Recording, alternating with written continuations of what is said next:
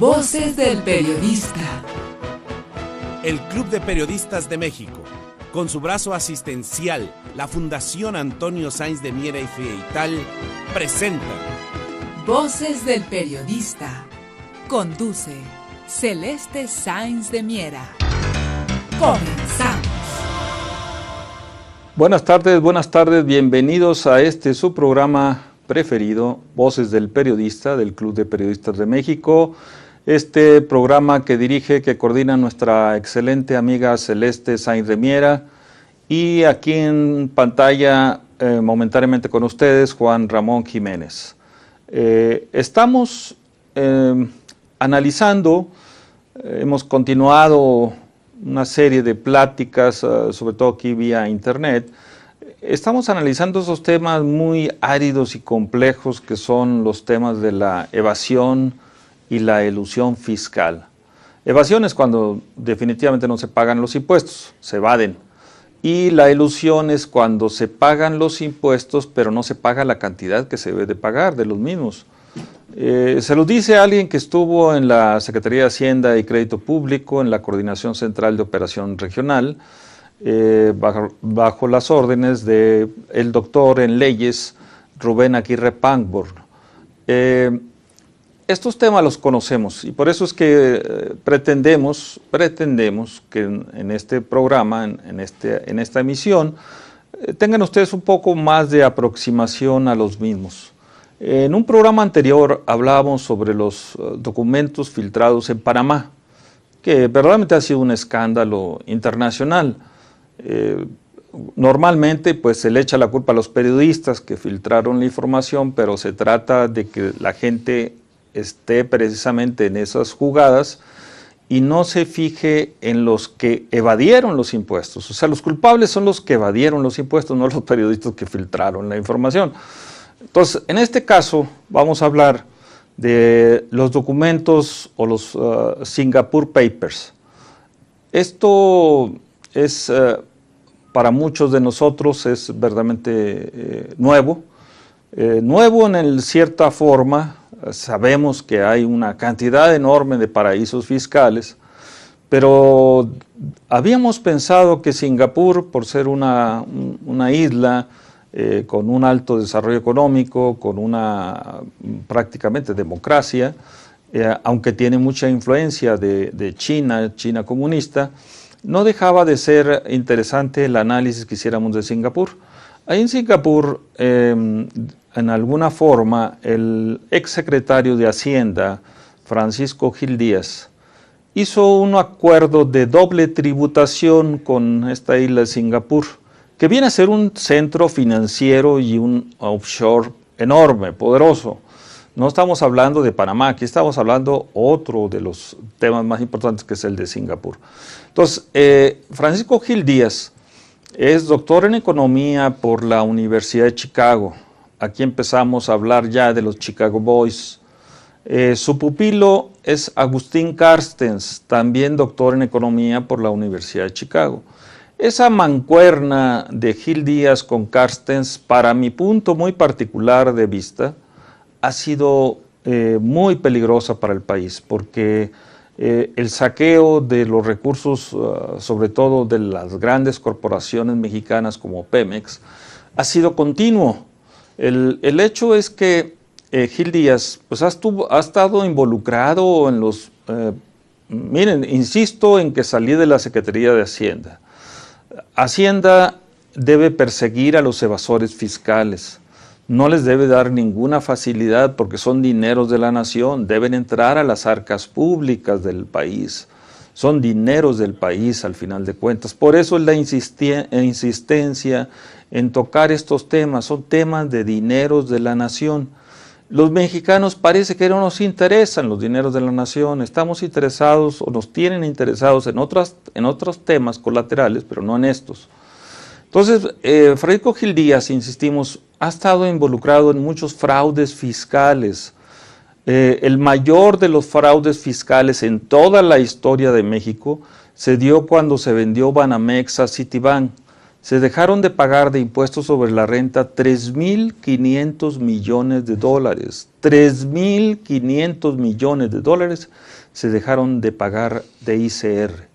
Y luego se repitió el mismo esquema con la venta de Bancomer a BBA, al español BBA. Ahí fueron 1.500 millones de dólares. Entre 3.500 y 1.500 te sumen, son 5.000 millones de dólares que este personaje, Francisco Gil Díaz, permitió que se evadieran, que se eludieran, esta es la palabra correcta, que se eludieran, que no se pagaran, se pagara una X cantidad, pero no se pagó lo que se debería de pagar. El punto fino ahí es que el entonces secretario de Hacienda, Francisco Gil Díaz, pues ahí tiene conflicto de interés porque él fue parte de aquella anterior elusión fiscal que se llamó la conexión entre WorldCom y Avantel. Había una correlación entre estas dos empresas, WorldCom y Avantel, y luego Banamex. Y me tengo que remontar, porque ahí es donde inicia todo esto de lo que estamos hablando. Me tengo que remontar a la gran crisis que sucedió después de los atentados de Nueva York del 11 de septiembre del 2001. Posteriormente a los atentados, el 3 de diciembre del 2001, estalla la crisis más escandalosa que haya habido en la contabilidad nacional de las empresas, en la evasión de impuestos, etcétera, que fue la crisis de Enron. A partir de esta séptima corporación energética más grande de los Estados Unidos, sucedió lo que se llamó la contabilidad creativa de Enron. Esa contabilidad creativa que los mexicanos pues inmediatamente la adoptamos, se ve inmediatamente que la adoptamos en México y que no ha sido combatida hasta la fecha. Esta contabilidad creativa básicamente estaba soportada en varias operaciones. Por ejemplo, las opciones sobre acciones que cotizan en bolsa, stock options se llaman en inglés, stock options. Esto fue lo primero que hizo Francisco Gil Díaz. Hizo unos stock options que no estaban regulados, que no existían en México en esos años 2001, y los aplicó para Banamex, para que él dijo que los empleados de Banamex iban a recibir una especie de bono navideño por participar en este fraude, porque actualmente es fraude porque no existían en el país, no estaban regulados, en este fraude entre Banamex, que todavía no se vendía a Citibank, entre Avantel, que era socia de WorldCom. WorldCom era el gigante, después de Enron, fue el gigante, fue la defraudación fiscal más grande que haya habido en los Estados Unidos. WorldCom luego hizo una serie de operativos en México. El alcalde de Nueva York, ahí ve donde entran los cruces y las incógnitas para muchos de nosotros que le damos seguimiento a estos temas. La incógnita es que el alcalde de Nueva York, Rudolph Giuliani, en los atentados del 11 de septiembre del 2001, pues a la vez vino a ser, meses después, vino a ser el principal asesor de WorldCom. Y WorldCom se conectó en México con Avantel, insistimos, y luego Avantel pues viene a ser ahora lo que se conoce como Movistar. Hay unas relaciones ahí de Gil Díaz con todos estos grandes corporativos.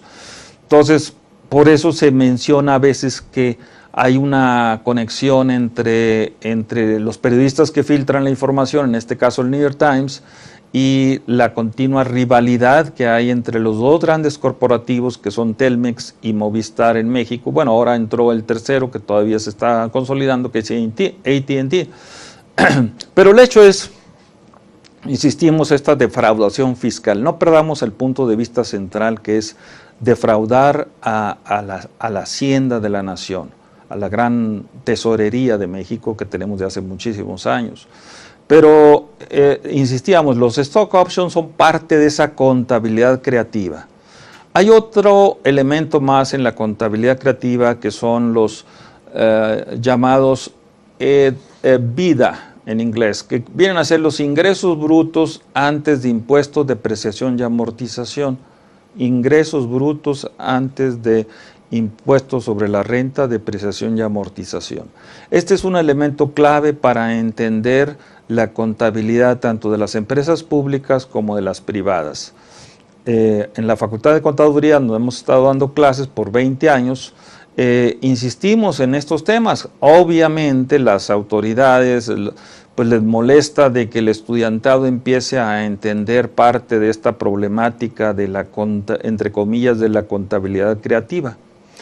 Fíjense ustedes que de los años de las vacas gordas de Pemex, porque estamos en los años de las vacas flacas, en los años de las vacas gordas, que fue el 2002, después del 2001 vino un incremento constante en los precios del petróleo. En el 2002 hasta el 2012, 10 años de bonanza petrolera en el país. 10 años, amigos y amigas, 10 años. El EBITDA, los ingresos brutos de Pemex antes de impuestos sobre la renta, depreciación y amortización, en esos años eran de 150,000 millones de dólares. Sumaban todos los ingresos brutos de todas las corporaciones del país. O sea, todas ellas no llegaban a sumar lo que tenía Pemex de flujo de efectivo. Por eso es que es parte de esta problemática que estamos viviendo en estos momentos entre los Panama Papers y los Singapore Papers, estos recursos tan enormes que tuvo el país, que tuvo Pemex, en las administraciones de Vicente Fox y Felipe Calderón y al principio de la administración de Enrique Peña Nieto. Pero básicamente fueron los gobiernos panistas. Pero bueno, vamos a un primer corte comercial y estamos en pantalla Juan Ramón Jiménez en este su programa preferido, Voces del Periodista, del Club de Periodistas de México, que dirige Celeste Sáenz de Miera.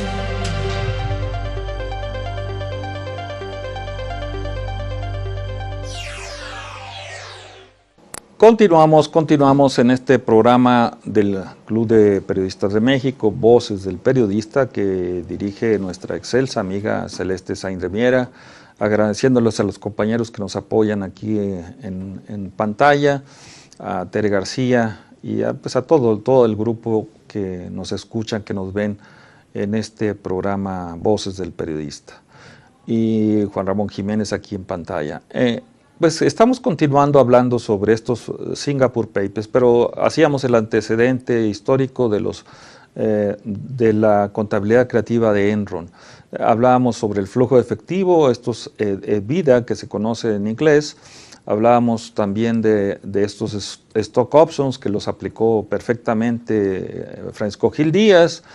Ahora hablaremos de las SPE o Special Purpose Entities o empresas para propósitos especiales, que también es parte de la contabilidad creativa de Enron.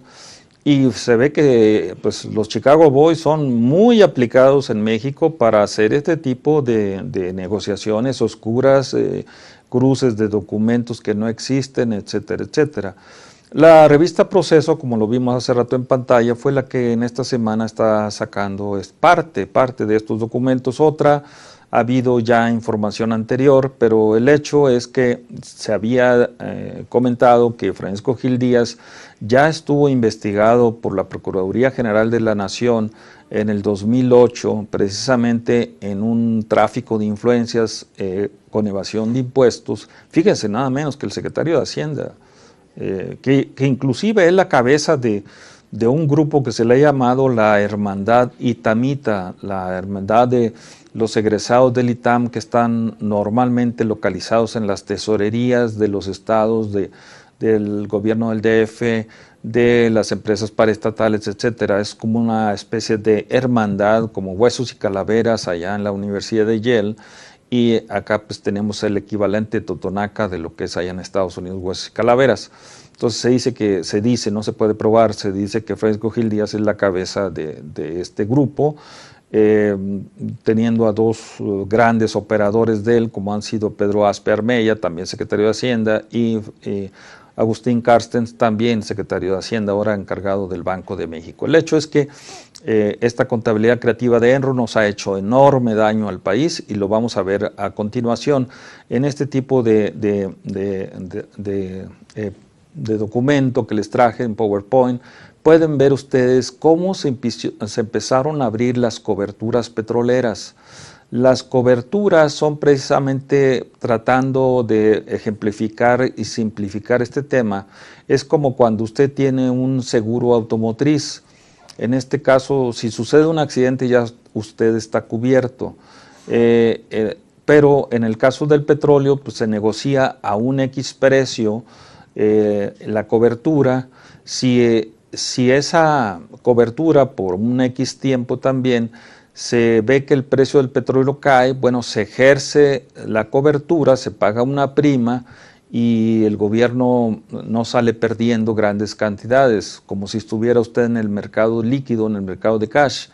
Para que me entienda, por ejemplo, se negociaron coberturas a $100 cuando el precio del petróleo estaba fuerte, $100, y ahora que se cayó a 30, 40 dólares el barril, pues el gobierno de México ejerció sus coberturas, se protegió y se le pagó una enorme cantidad de dinero. No se ha sabido dónde se depositó eso porque por la Tesorería de la Nación no han entrado esos recursos. Vemos en pantalla que el genio, el pupilo de oro de Francisco Gil Díaz, pues ha sido Agustín Carstens. Agustín Carstens fue el que operó las coberturas petroleras. Ahí viene una serie de personajes, todos ellos, inclusive mi jefe en la Secretaría de Hacienda, Rubén Aguirre Pamburn, aparece también aquí en este tipo de negociaciones ocultas, porque lo hicimos en esa época en Hacienda, pero no sabíamos cuál era el destino final. Ahorita ya con el tiempo hemos analizado esto y sí, todos ellos estuvieron involucrados y están involucrados en lo que podríamos llamar un gran, gigantesco fraude a los dineros de Hacienda, a la Tesorería de la Nación y a Pemex, porque estos instrumentos, los Special Purpose Entities o empresas especializadas, fueron las que empezaron a nacer alrededor de las coberturas petroleras. Francisco Gil Díaz fue acusado por la Procuraduría General de la Nación precisamente de lucrar con estas coberturas petroleras, con estos recursos petroleros. Él creó un fondo de inversión en Luxemburgo, que está en un ladito ahí de Bruselas, en Bélgica, que es la capital política de la Unión Europea, en Luxemburgo, que se llamaba Axis Capital Management. Es un fondo, un fideicomiso, en donde se le encontró que él había puesto de prestanombres en este fondo a su esposa, la bella Margarita White, que también apareció en pantalla hace algunos minutos, y a su hijo Gonzalo Gil White. Esto es importante porque ahora en los Singapore Papers aparece de nuevo el hijo de Francisco Gil Díaz, Gonzalo Gil White, y todo se está girando a que las coberturas siempre necesitaban una empresa que fuera responsable de manejar estas coberturas petroleras, y el gobierno no podía hacerlo directamente, y entonces empezaron a crear estas empresas para propósitos especiales, parte de la contabilidad creativa de Enron. Ahí en pantalla pues están todos los responsables. Si hubiera justicia fiscal en este país, por eso existe un tribunal fiscal, pero ¿quién se atreve a ir al tribunal fiscal? Se lo digo a alguien que estuvo en Hacienda. Es una pérdida de tiempo, de papeleo, y no nos hacen caso, prácticamente no nos hacen caso. Al ciudadano común y corriente no nos hacen caso. No le hacen caso ni a los que tienen grandes cantidades de dinero, porque así la gran burocracia está establecida, la gran burocracia en el país, de que no se castiguen estos enormes fraudes fiscales. Entonces, el punto es que empezaron a nacer una serie de empresas, y vean ustedes lo que tenemos en pantalla, a lo mejor no lo alcanzan ustedes a visualizar perfectamente bien. Lo voy a tratar de poner en mi página de internet personal para que los que lo quieran visualizar, analizar, lo puedan bajar de mi página web, que es las 3w.yumca, M de Manuel, K de Kilo, A de Antonio, yumca.com. Yumca es una palabra maya que significa la casa del pueblo. Ahí voy a subir esto, voy a complementarlo con otros documentos sobre esto. Es enorme, es verdaderamente increíble que ustedes vean la cantidad de empresas, fideicomisos, sobre todo la cantidad de fideicomisos que se crearon en Luxemburgo. En Luxemburgo hay como 10 fideicomisos de Pemex, y que esos fideicomisos ahora se han ido diversificando hacia Singapur. Hay algunos cuantos que estuvieron en Holanda, estuvieron otros en Inglaterra, pero la gran cantidad de fideicomisos fuera de México, fuera de los Estados Unidos, Luxemburgo, pues es una especie de paraíso fiscal al interior de la Unión Europea. Así como Estados Unidos tiene paraísos fiscales, por eso una de las críticas que se hacía a los documentos de Panamá filtrados era que no había muchos norteamericanos, empresas norteamericanos mezclados en esto. Claro, porque pues ellos lo lavan el dinero, evaden los impuestos internamente en los Estados Unidos. Para eso existen paraísos fiscales internos, se llaman onshore, o sea, dentro del país. No necesitan salirse a los offshore, sino onshore. Tenemos el caso de Delaware, tenemos el caso de Nevada, tenemos el caso de Wyoming en los Estados Unidos, donde los corporativos de Estados Unidos pues van y de esa manera evaden o eluden el pago de impuestos. Aquí en México no lo tenemos afortunadamente, pero el hecho es que desafortunadamente nuestra gran empresa corporativa Pemex pues ha sido saqueada, como ustedes pueden ver en esta cantidad enorme de fideicomisos que se han creado. Básicamente se crearon en los gobiernos panistas, en los gobiernos en donde Francisco Gil Díaz estuvo a la cabeza de la Secretaría de Hacienda, y como insistimos, él fue especialista en defraudar al fisco. Siendo secretario de Hacienda, fue el especialista mayor que ha habido, el mayor sicario financiero del país. O sea, a ningún secretario de Hacienda se le habían escapado 3.500 millones de dólares, o los 1.500 de Bancomer, o los 7.000 millones de dólares del Grupo Modelo. Aquí también es importante porque en el caso de los Panama Papers viene a salir ahorita el caso de Brasil, y aquí en México nosotros no nos fijamos, creemos que porque Dilma Rousseff fue una guerrillera y que puede tener razón o no. El hecho es Petrobras. El punto es el petróleo. El petróleo es donde están los grandes fraudes que están dando, no solamente en México, sino también en Brasil, en Petrobras. Y yo recuerdo, para finalizar este corte, el caso del Modelo. Muchos de mis alumnos y exalumnos y exalumnas de la UNAM fueron corridos vergonzosamente, humillantemente de Modelo. Eran ejecutivos de la cervecería Modelo, y cuando llegaron los brasileños, los expulsaron, les quitaron todas las prestaciones que habían ganado en sus luchas internas en el gran corporativo Modelo que manejaba María Asunción Arambú Zavala, una mujer muy inteligente, muy bella y muy inteligente, pero pues esa inteligencia también nos hizo que nos defraudara al fisco mexicano pues una enorme cantidad de dinero. Estamos hablando 7.000 millones de dólares que dejó de pagar el grupo Cervecería Modelo, utilizando el esquema de Gil Díaz para que mediante operaciones en bolsa no se pagara el impuesto sobre la renta. Vamos a un segundo corte y continuamos aquí en pantalla. Juan Ramón Jiménez.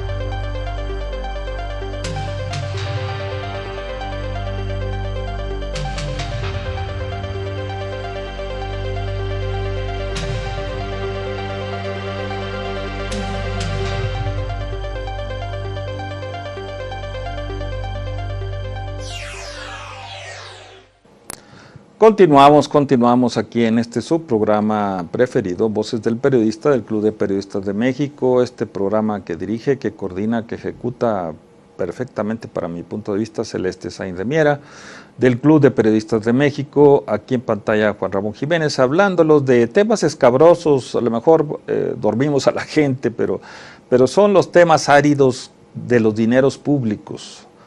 Dicen que las batallas más difíciles se dan en los impuestos, y es cierto, es cierto.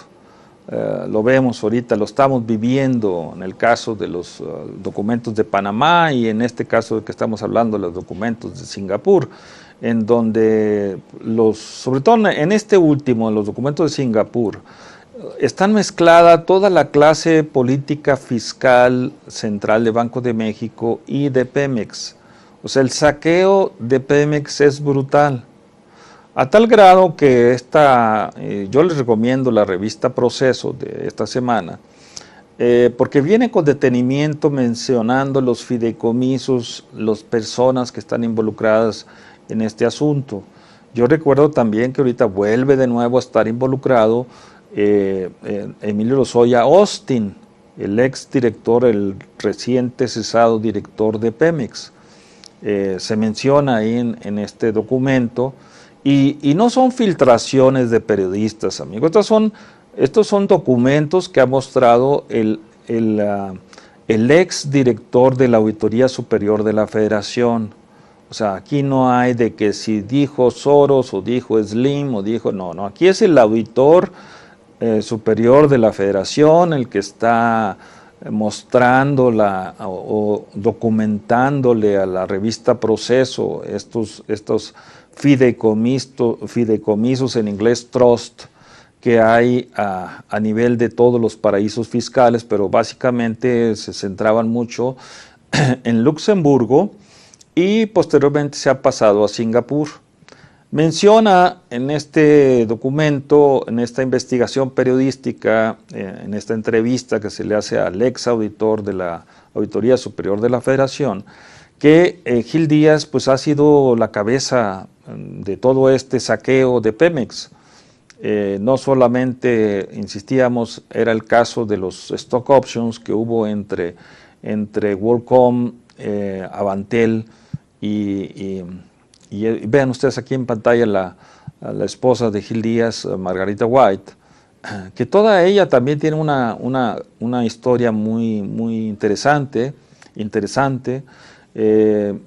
Ella, según lo que yo sé, es originaria de Laredo, Texas. Y allá en mi estado, en Coahuila, si ustedes cuadriculan mi estado, ustedes pueden ver el sureste, está dominado por la laguna, el el sureste está dominado por Saltillo, el suroeste por la laguna, el noreste por Monclova y Piedras Negras, y el noroeste no hay nadie, es una zona vacía. Esa zona vacía fue llenado por grandes intereses tejanos, ganaderos y mineros, entre ellas la familia White, de ahí viene Margarita White. Ella se ha especializado en temas de moda y cosas de ese tipo, una señora muy elegante. Por ahí tiene un libro que le hemos visto en Editorial Trillas. El hecho es que estuvo, no sé si directa o indirectamente, pero estuvo siempre embarrada por estos documentos que ha sacado la revista Proceso en Luxemburgo, siendo ella prestanombres de su marido, de Francisco Gil Díaz, y estando su hijo Gonzalo también. Pero ahora su hijo Gonzalo viene también a estar involucrado en los documentos de Singapur. Ahí también en los documentos de Singapur está involucrado Televisa. Televisa está bien embarrada en los movimientos entre Pemex, entre Hacienda y Televisa, el gran corporativo del país. Vienen muchos nombres como los de Cañedo White, que es pariente de ellos, de los mismos White. Cañedo White viene a ser primo de Gonzalo Gil White, y todos ellos están hay grandes funcionarios. Angoitia, que está mencionado en los papeles de Panamá, vuelve a estar mencionado en los documentos de Singapur. Entonces Angoitia también ha sido los financieros de Televisa, los que están moviendo grandes recursos. Están gentes muy ligadas a Pemex, como dijimos ahora. Está también otra empresa que salió originaria de Axis o Exis, Capital Management, que estaba en Luxemburgo. Salió otra empresa que se llamó Oro Negro, y Oro Negro de repente vino a ser una de las grandes intermediarias entre Singapur y Pemex. Inclusive ahora en la administración de Lozoya Austin hubo una compra ahí media bastante rara de 10 plataformas petroleras que le compró Pemex a esta empresa Oro Negro, y Oro Negro tiene pues ahí a un personaje que también fue director general de Pemex, Ramírez Corzo, en la época de Vicente Fox, si no me equivoco. Entonces ahí hay muchos personajes ligados con Pemex, y veamos aquí en pantalla otro de los temas importantes para que vean que ahí se están documentando. Son los aumentos a la gasolina que ha habido por sexenio. Vean los 2 últimos sexenios panistas, cuánto le aumentaron a la gasolina. Esos aumentos de la gasolina, esos técnicamente se les conoce como netbacks en inglés. Esos son los que generaron enormes, gigantescas cantidades de dinero sucio porque se fue a lavar a paraísos fiscales por parte de los operadores de Pemex, dentro de Pemex, los directores generales de Pemex, estos operadores externos que crearon esta empresa que se llama Oro Negro, y esta empresa creada en Luxemburgo, Axis Capital Management.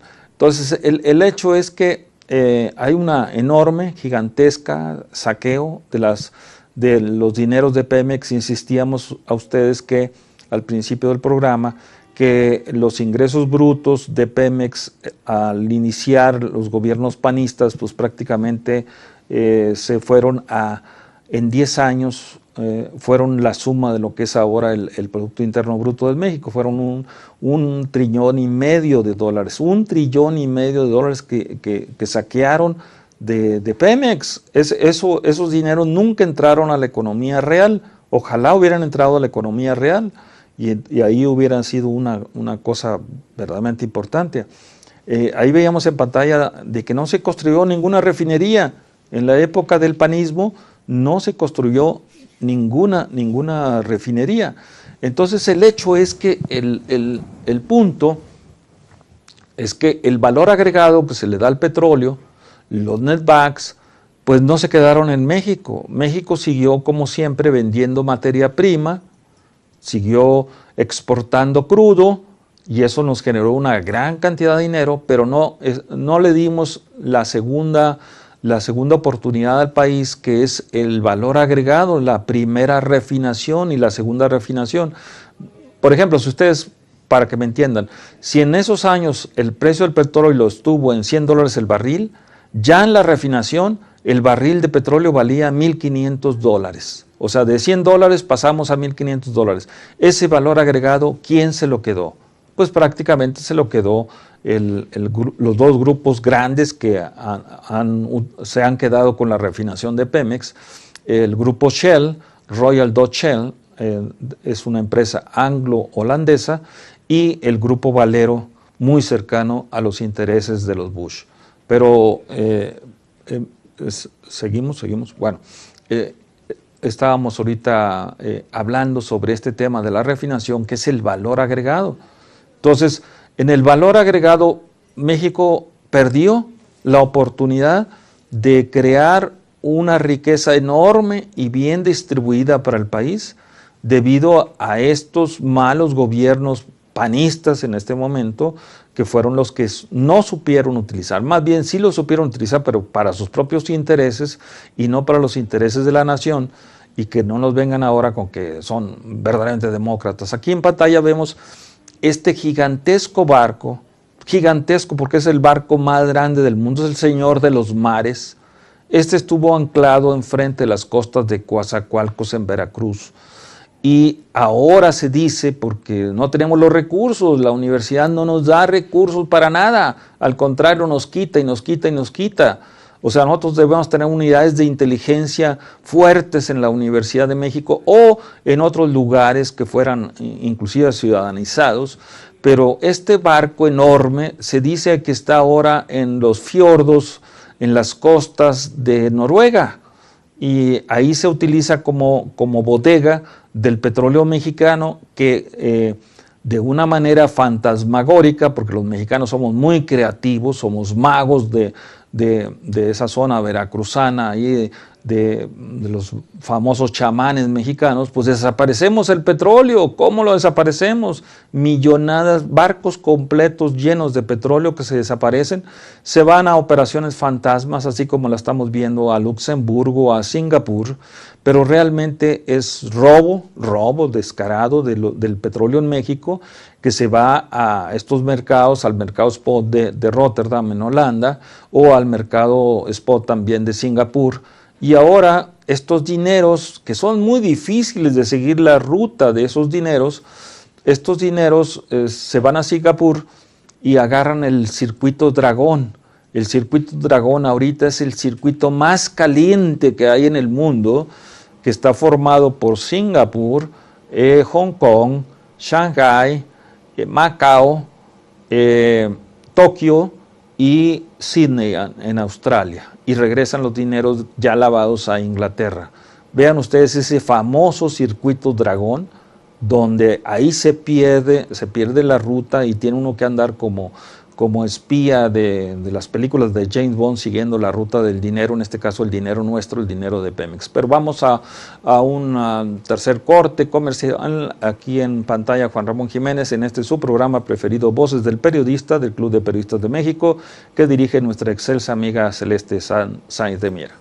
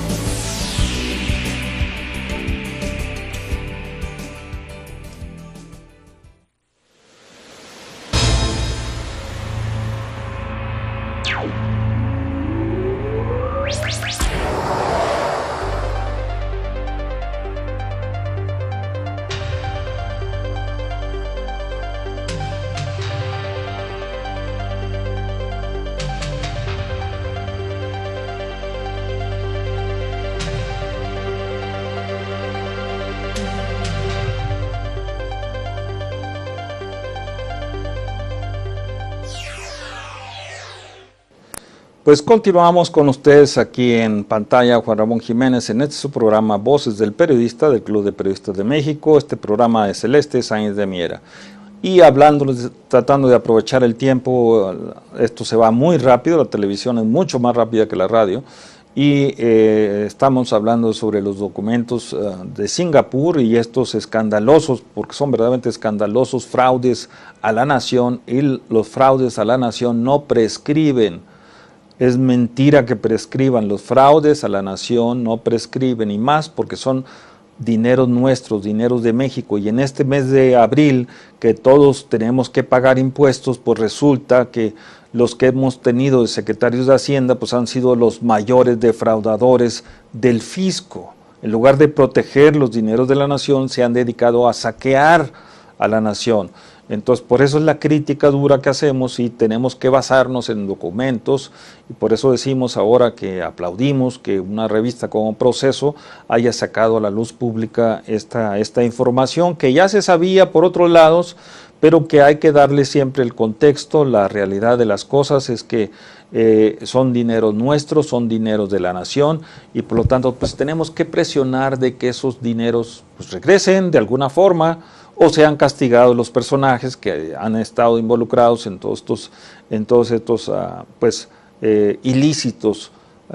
Muchas veces ellos dicen, bueno, pues pagamos la multa y regresamos. No, sabemos los que estuvimos en Hacienda que hay castigo, y el castigo son 10 años de cárcel, simple y sencillamente por un crimen de Estado, porque es un crimen de Estado, evadir el pago de impuestos. Es cárcel de inmediato, no es que yo pague, que yo tenga que pagar, no. Es como si voy ahorita a Hacienda y te digo, oye, fíjate que dejé de pagarte tal, ¿qué tal si te lo pago luego en el mes de mayo, no? Hacienda te va a decir, pues no, ahorita te mando una auditoría y te mando un embargo. Y ahí empiezan verdaderamente a presionar a Hacienda.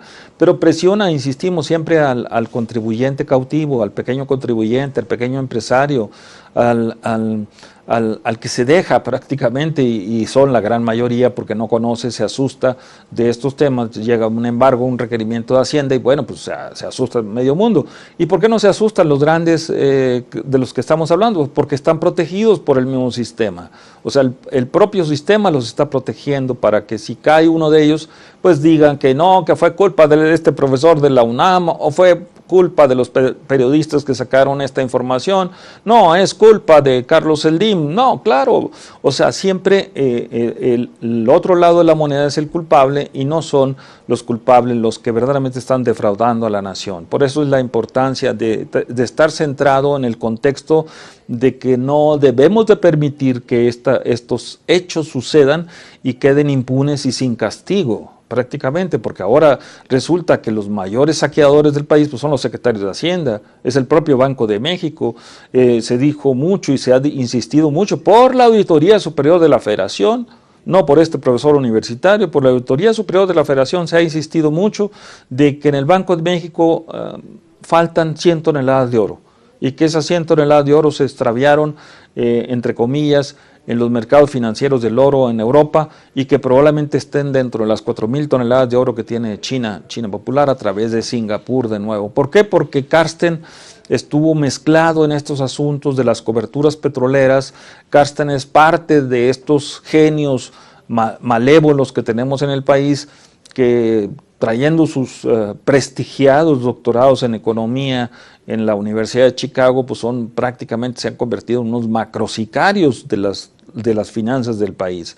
Entonces, este caso de los documentos de Singapur nos da idea, insistimos, de la velocidad y de lo difícil que es darle seguimiento a los dineros sucios y limpios que se mueven en el circuito llamado Dragón, que pues insistimos, Dragón porque es la gran potencia china, y empieza en Singapur, que es parte de la comunidad china, es muy poderosa en Singapur, luego pasa a Hong Kong, que también es de gran poderío chino, aunque los británicos ahí juegan el papel financiero. Luego se mueve hacia Shanghái, que es el centro financiero de la nueva China.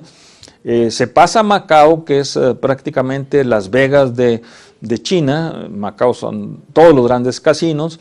Luego se brinca hacia Tokio, en Japón, y luego termina en Sydney, Australia, y de ahí se pueden mover los recursos rápidamente, porque esto es cuestión de minutos, de horas. En un teclado de máquina se mueven estos recursos, a como se va moviendo la Tierra, se van moviendo estos recursos a otros circuitos. El circuito Dragón es donde inicia al día todas las operaciones financieras del oro, de la plata, del petróleo, etcétera, y luego se pasa al otro circuito, el gran circuito que es Europa, y después termina en el gran circuito que es Estados Unidos. Entonces son los tres grandes circuitos monstruosos que tenemos en el mundo actual, que hay que seguirle la pista. Es muy difícil estar despierto, hay que tener 3 o 4 horas de descanso, tomar un buen café a esas horas, no un mal café como normalmente se hace con agua común y corriente y te duele el estómago, te duele la cabeza, pero aquí hay que saber eso, seguir los circuitos del dinero, la ruta del dinero. Y esa ruta, insistimos, empieza en Hong Kong, en Singapur y termina en la gran bolsa de Chicago. Todos los días hay unas horas entre donde termina Chicago y vuelve a empezar el circuito Dragón, que es lo que utilizan los corredores de bolsa, los brokers, los analistas para analizar qué sucedió. Pero el hecho es que para nosotros acá en México no tenemos en las universidades estos grupos de inteligencia financiera y mucho menos contrainteligencia financiera. Saber cómo combatir estos ilícitos para beneficio de la nación, no para beneficio de pequeños o grandes corporativos, o mucho menos para beneficio de estos grandes macro sicarios de los que hemos estado hablando. El punto central a lo que queremos concluir el día de hoy es que tenemos que tener un sistema de anticorrupción, pero no solamente en el manejo de la administración pública federal, sino anticorrupción en los sectores financieros. O sea, ahí es donde se necesita, porque miren ustedes, si nosotros sacamos el dinero, si nosotros sacáramos $1 millón ilícitamente de México, lo ponemos en el circuito Dragón, el llamado apalancamiento, leverage, es de 100 a 1, inclusive en Macao llega a 1000 a 1. O sea, esos $100 millones, multiplíquelos por 1000 y eso es lo que se mueve en el circuito Dragón. O sea, hay grandes apalancamientos, un leverage se llama en inglés, sobre esto. Y bueno, para entender los grandes y las pequeñas empresas que se mueven ahí, desde banqueros, financieros, especuladores, y de todo tipo hay en estos grandes circuitos, y qué lástima que en nuestro país toda la gran sociedad, el 99.9%, no es como en Estados Unidos se dice ya, el 99.9% de la sociedad está totalmente manejado por el 1%. No, aquí en México el 99.9% de la población en México no entiende de finanzas, no entiende de circuitos financieros, no entiende del saqueo de los dineros de la nación. Esa es nuestra gran problemática que tenemos en el país. Una clase totalmente ignorante en estos temas. Y los pocos que nos hemos dedicado a analizar, pues prácticamente nos bloquean por todos lados. Terminamos esta parte con esta cuestión histórica, en donde el petróleo es nuestro. Desde 1938, en esta lámina pueden ver cómo la gente del pueblo fue a vender sus gallinas, entregó sus pocos recursos para que Pemex fuera una gran empresa de la nación. Y esta gran empresa de la nación se la han quedado los gobiernos sucesorios. Todos los gobiernos han sabido pues sacar recursos de esto, y ahora sucede que en los tiempos actuales el gran corporativo, que es la columna vertebral de este país, que es el petróleo y Pemex, pues prácticamente no lo quieren hacer papilla, como se dice coloquialmente, para acabar prácticamente haciendo de México una gran colonia norteamericana, británica, China o lo que fuera. No, México es un país poderoso, tiene muchos recursos bióticos, tiene muchos recursos minerales, tiene recursos hasta del Popocatépetl, que en estos días ha estado enojado, y coloquialmente decían los caricaturistas que había que entregar un diputado al Popocatépetl todos los días para que se calmara y ya no se enojara tanto, porque de repente prácticamente llenó de ceniza la ciudad de Puebla. Y cuidado que puede hacerlo lo mismo con la Ciudad de México si los vientos cambian. Espero que no cambien los vientos de esta propuesta que les hacemos, de que es necesario tener centros de inteligencia popular, si no es que no lo aceptan las universidades, si las públicas no lo aceptan, mucho menos las privadas. Entonces tenemos que buscar la forma de encontrar unos centros de inteligencia popular para estarle dando seguimiento a los dineros de la nación, estos dineros que verdaderamente Parecería que nosotros estamos en jauja porque tenemos una clase política que nos llena de spot la radio y la televisión diciéndonos que hay que votar y que votar y votar. ¿Votar por quiénes? O sea, verdaderamente no hay unas opciones muy sólidas para que el pueblo de México esté ilustrado. Pero bueno, esa es la propuesta que hacemos, al menos, de que ojalá estos programas llamen a la reflexión de que es necesario ya ponerle más atención a los dineros de la nación, si no nos están empobreciendo brutalmente a nuestro México querido. Amigos, se nos acabó el tiempo, lástima, porque insistimos, estos temas nos dan para más. Aquí en pantalla estuvo Juan Ramón Jiménez en su programa preferido, Voces del Periodista, del Club de Periodistas de México, y cualquier cosa que quieran mandar a mi correo personal, pueden hacerlo a coahuiltejas@gmail.com, Coahuiltejas con J, porque fue un estado de la República, Coahuila y Texas, Coahuiltejas todo junto, @gmail.com. Y gracias por estar en esta sintonía. Gracias a Tere García, a todos los compañeros en cabina que hacen posible un programa tan bonito, tan excelente como es Voces del Periodista del Club de Periodistas de México, de nuestra querida amiga Celeste Sainz de Miera. Nos veremos en próximos programas. Gracias por su atención y que la pasen muy bien.